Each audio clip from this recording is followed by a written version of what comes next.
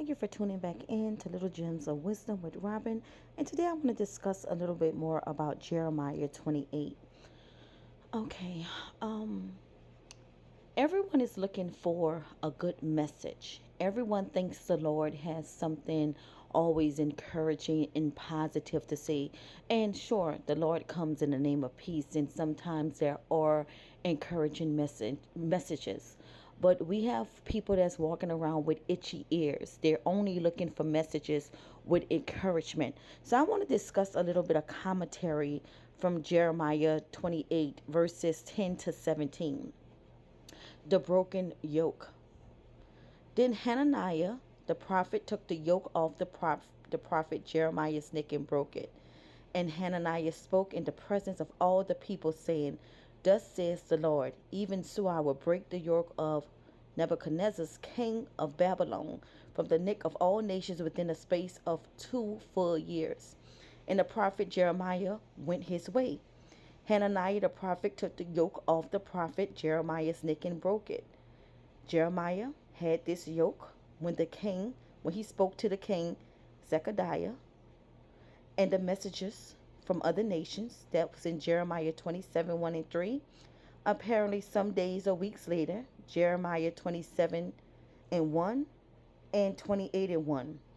He walked the temple courts, still wearing the yoke, a public illustration of his prophecy.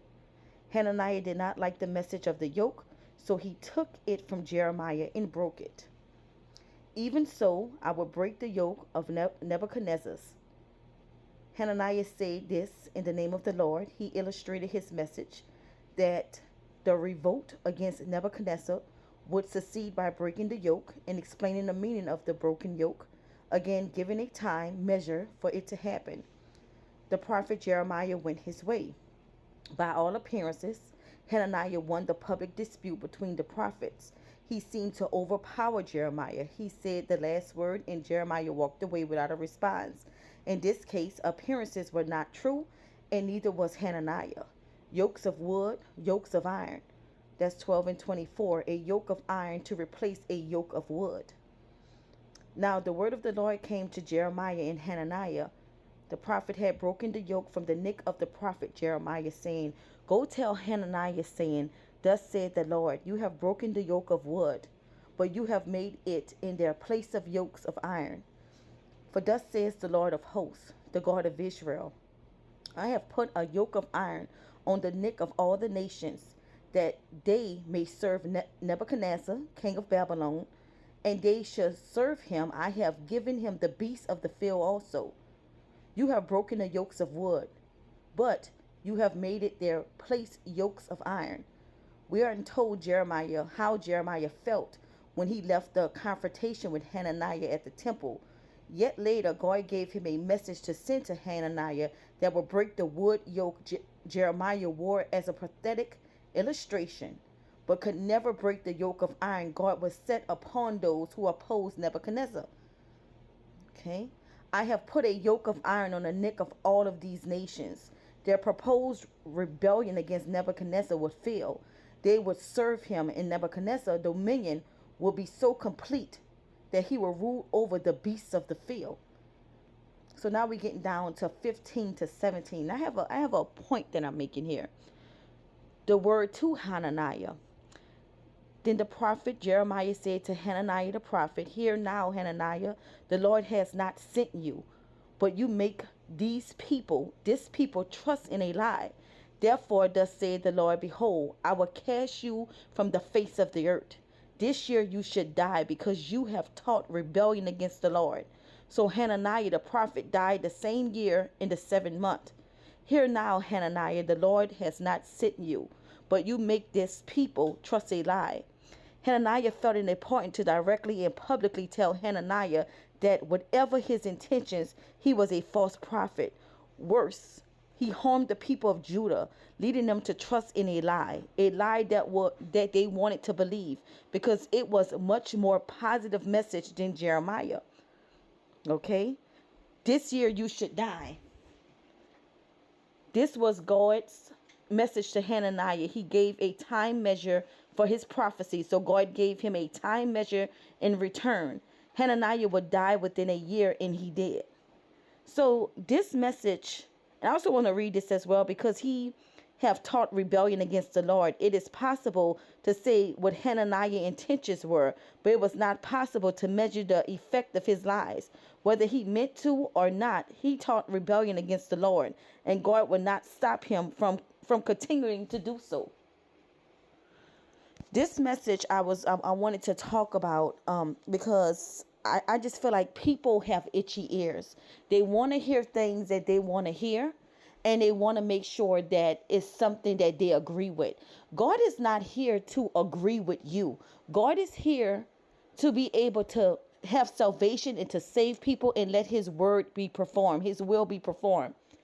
A lot of people, they just want something to make them happy, to make them feel encouraged, to motivate them.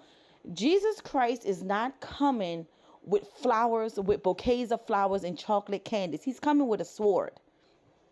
A lot of times you can't accept messages from people because it's not what you want to hear.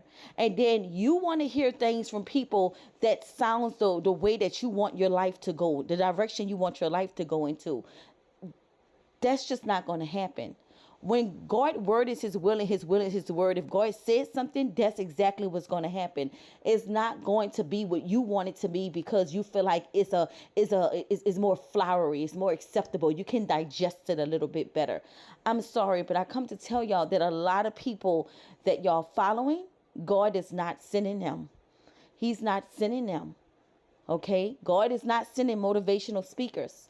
God is not sending people to tell you, to motivate you to get up in the morning and be able to run after the lusts of life, the desires of life.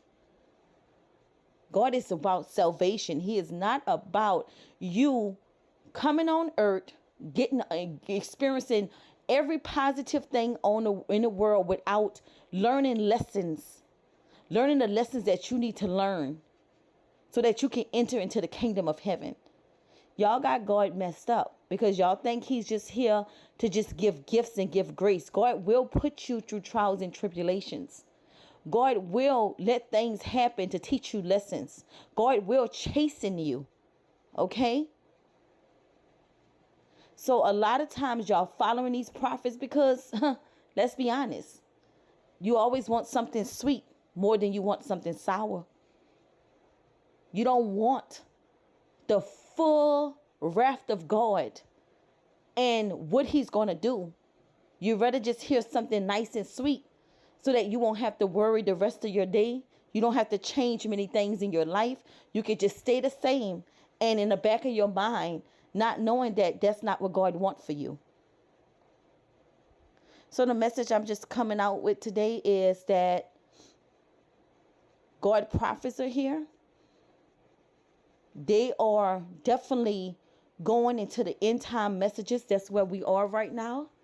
They're definitely letting you know what's coming upon this earth for preparation.